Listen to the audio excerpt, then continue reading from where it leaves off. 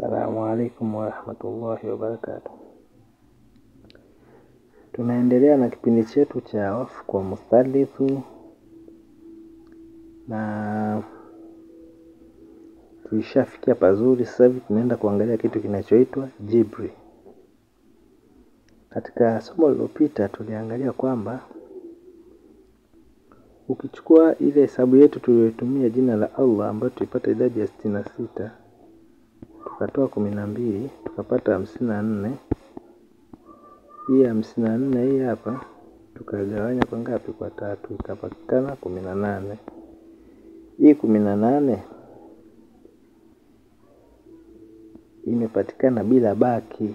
Unaona, sisi target yetu tunaangalia iwapo utakapopiga mahesabu yako afu kukutana kuna namba ambayo inabaki. Ndio target yetu na somo letu hili la leo. Maana yake unaweza kupiga mahesabu yako, ile namba ambayo utakayochukumia kugawanya hii hapa, ukagawia 3, unakutana inaishia na desimali kama unatumia calculator. Sisi tunataka kuangalia tu ile inayobaki ile inayobaki, maana yake ndo tunaenda kuijumlisha sasa katika chumba kimoja wapo, ndo tunaenda kutafuta. Kwa jibri ni chumba ambacho kama umepiga mahesabu yako huku kuna namba imebaki, basi ndo tutaenda kuijumlisha katika chumba hicho.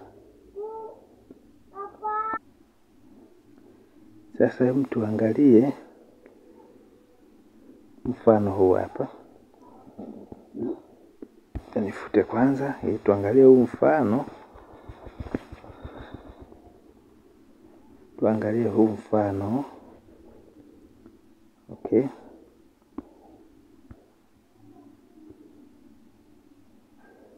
Kwa mfano jina la Mwenyezi Mungu wadudu. Hii wao huwa ni 6, dali huwa 4. Wao huwa 6, dali huwa 4. Kwa hiyo 6 na 4 ni 10. 6 na 4 ni 10. 10 20. Kwa hiyo tunapata ni 20. Ukishapata 20. Huyu 20 huyu hapa. Kwa nifute kwanza ili tupate nafasi ya kuonyesha vizuri. Kwa hiyo jina la Mwenyezi Mungu wadudu, idadi yake imepatikana ni ngapi? Ni 20. Okay. Sasa baada ya kupata 20, sasa tuje sasa kwenye mfano hapa uone. Tunachukua 20 ile kama kawaida, unatoa 12.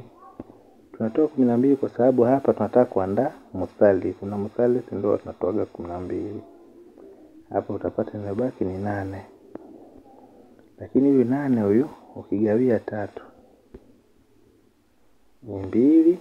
2 mara 3 ni 6, ukitoa unapata 2. Hii inayobaki ni 2. Sasa hapa target yetu sisi hapa ni huyu 2 ambayo iliyobaki. Hii baki ndio inaenda kujumlishwa katika chumba ambacho kinaitwa jibri. Kwa hiyo jibri ni chumba ambacho unapokuwa umegawanya hesabu yako, ile inayobaki hii hapa ndio tunaenda kuijumlisha katika chumba kile unapokuwa unajaza. Sasa katika kila wafku kwa mfano muthalith huwa ina jibri yake, murabiu ina jibri yake, huwa kuna vyumba tofauti. Muhamisu ina chumba chake, musadisu pia ina chumba chake. Kwa hiyo zote hizi zinakuwa zina vyumba tofauti. Kwa hiyo sisi hapa tunachoangalia ni chumba gani ambacho ni katika muthalith tunatakiwa tuijumlishe hii iliyobaki. Yaani chumba gani hicho ambacho ndo jibri, hii namba tutaenda kuijumlisha hapa. Kwa hiyo katika kujaza wafuku wetu, maana yake tutaanzia hii hapa namba 2. Alafu katika hicho chumba cha jibri tutakuja kuijumlisha hii hapa 2 ambayo iliyobaki. Kule tutaanza na 2. Ngoja nibadilishe rangi muone vizuri. Tutaanza na hii hapa 2. Alafu tutakapofika kwenye chumba hicho kinachoitwa jibri, ndio tutakuja kujumlisha hii iliyobaki hapa kwa chini hapa. Sawa, nafikiri hapo tumeelewana. Kwa hiyo mimi hapa kwa kutumia hiyo namba yetu 20 ya jina la Mwenyezi Mungu wadudu, maana yake ukipiga mahesabu yako ya kuandaa mthalithi, jibu utakalopata itakuwa ni 2, alafu itakayobaki pia ni 2. Mimi sasa naanza kuchora sasa wakfu wangu. Subiri kidogo. Formula ambayo tunatumia kwa ajili ya kujua jibri, formula ni n squared utoe n alafu plus 1. Hii ndio formula ambayo tunaitumia hapa kwa wakfu wa aina yoyote. Umeona? Kwa mthalithi manake n itakuwa ni ngapi? Ni 3. Si wakfu wa 3 kwa mthalithi. Kwa tutaiweka hapa itakuwa ni 3 square ukitoa 3 alafu jumlishe 1, ambapo itakuwa, ngoja nitoe hii namba nipeleke juu, ambapo sawa 3 square ni 9, ukitoa 3 unapata 6, then ukijumlisha 1 unapata ngapi? 7. Kwa hiyo kwenye mthalithi, katika mthalithi wakfu wetu wa mthalithi sasa, maana yake tuna chumba namba 7 ni n squared minus n. Ngoja tufute mpaka hapa tu basi nisichelewe sana. Haya, kwa ukichukua n hii, sorry bwana wewe,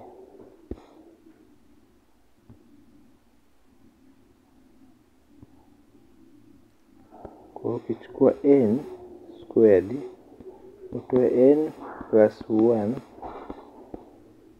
ni kuchukua 3 squared utoe 3 jumlisha 1, ambayo 3 mara 3 ni 9, ukitoa 3 jumlisha 1, hapa 9 ukitoa 3 ni 6, alafu kujumlisha 1 ni 7.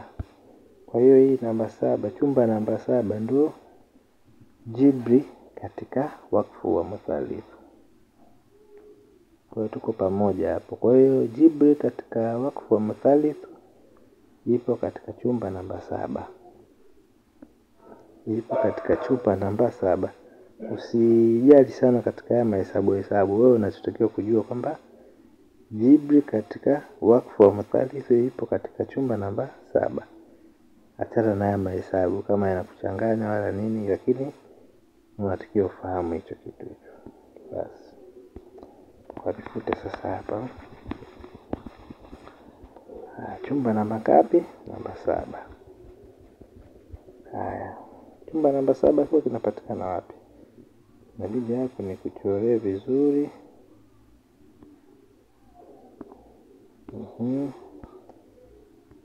Hivi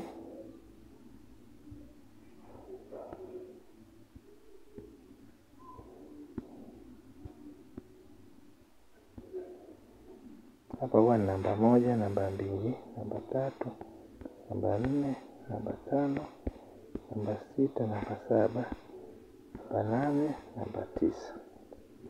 Sasa chumba ambacho ni cha jibri ni hichi hapa.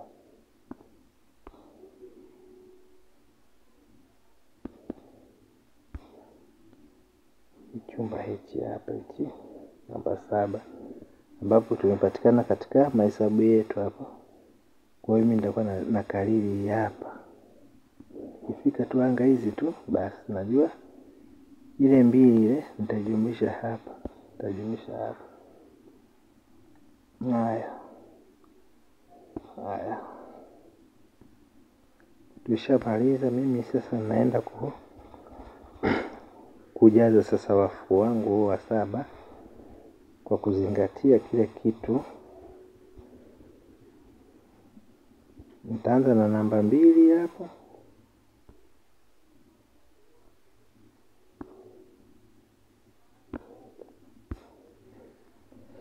Nitaanza na namba 2, alafu baadaye kwenye chumba namba 7 nitaenda kujumlisha hii hapa namba 2.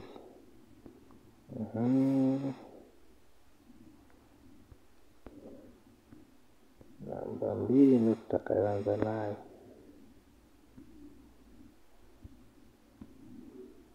Kwa tutaanzia hapa, nitaweka namba 2. Hapa nitaweka namba 3. Kwa nini naanzia 2? Kwa sababu ndio hii hapa tuliyopata jibu. Alafu kwenye chumba namba 7 ambacho ndio hiki hapa, tutakuja kuweka hii hapa namba 2 iliyobaki hapa. Tutaweza kuweka hii hapa namba 2 iliyobaki. Haya.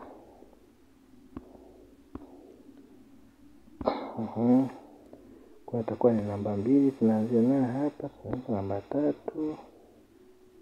Namba 4 hapa, namba 5 hapa, 6, 7, alafu tunakuja 8. Sasa hapa katika 8 hapa ndio tunajumlisha na ile 2 yetu iliyobaki, ndio jibu hapo.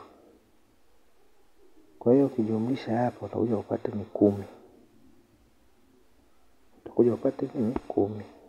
Kwa hiyo ukishapata 10, ninaifuta hii hapa, naandika 10. Naandika 10.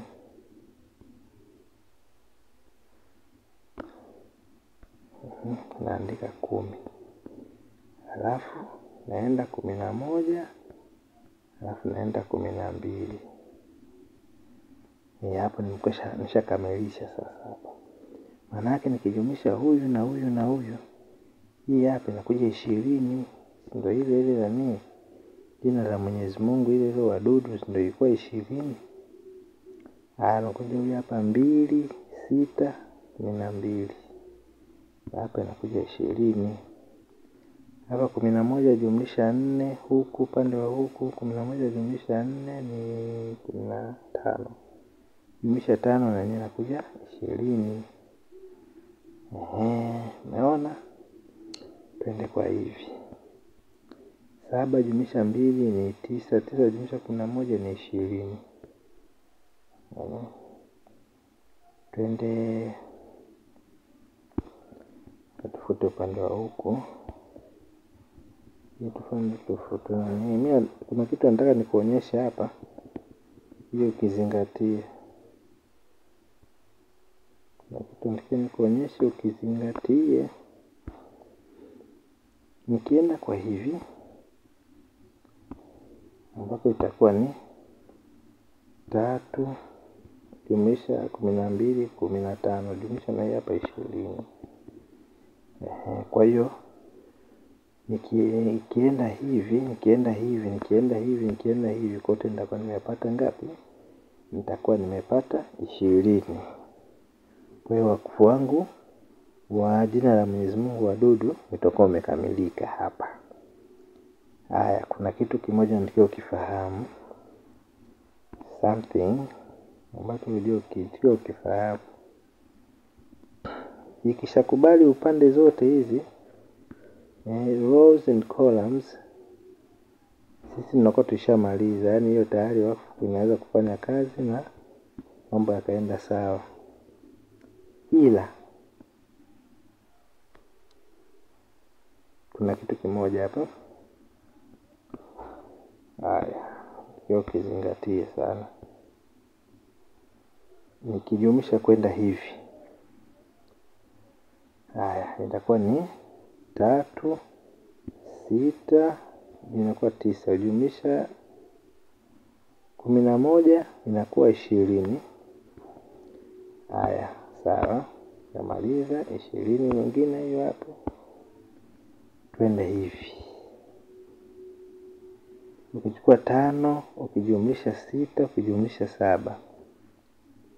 Hapo ukijumlisha hapo itakuja 11 jumlisha 7 18. inakuja 18. Ndio nilikuwa nataka ukione hicho hapo. Inakuja ngapi? Ukijumlisha kwenda hivi inapata 18. Napata 18. Umeshaona hapo? Si mmeshakigundua hicho kitu hapo?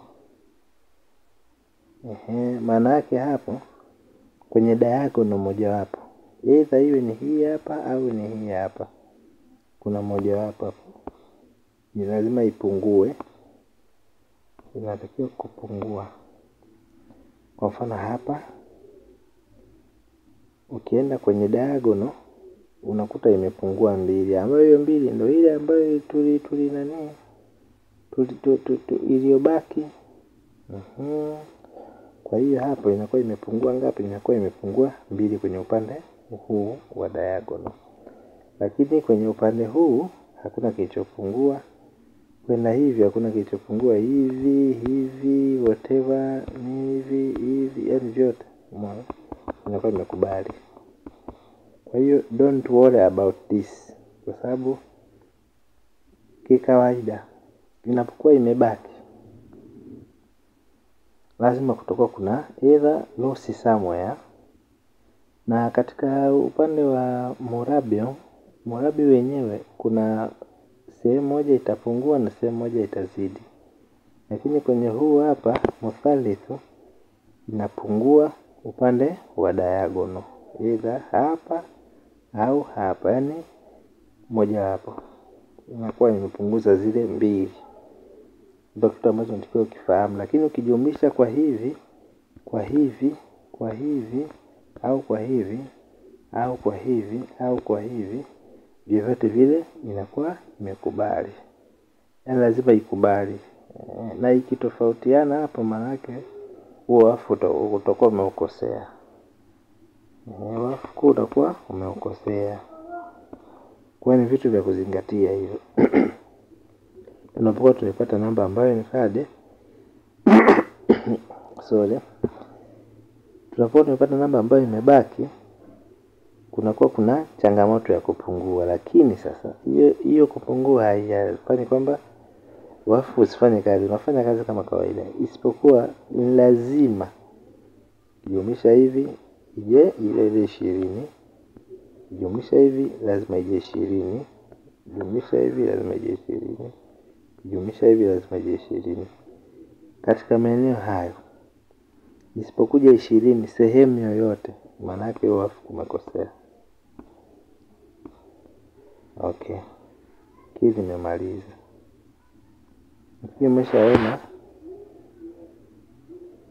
Nafikiri umeshaona namna ya kupata jibu na wapi pa kujaza hiyo namba ambayo iliyobaki. Umeona? Baada kufikia hapa nisikuchoshe sana, tutaendelea na kitu kingine kwa sababu hii elimu ya wafu ni elimu pana sana. Na tutaangalia mambo mengine. Mambo ni mengi. Kwa tuenda tutasoma kipengele kimoja baada ya kingine, kimoja baada ya kingine. Na formula zake tutakuwa tunaziweka hapa ili mwe mnaelewa. Tusikaririshane tu hapa, tukapeana tunakaririshana tu namna kujaza, lakini natakiwa tu tunajaza kwa kutumia formula maalum na kwa kufuata taratibu zake vizuri. Haya, kwa hiyo huu ndo mwisho wa kipindi cha leo hivi. Nafikiri tutaendelea na kipindi kinachofuata. Assalamu alaykum wa rahmatullahi wa barakatuh.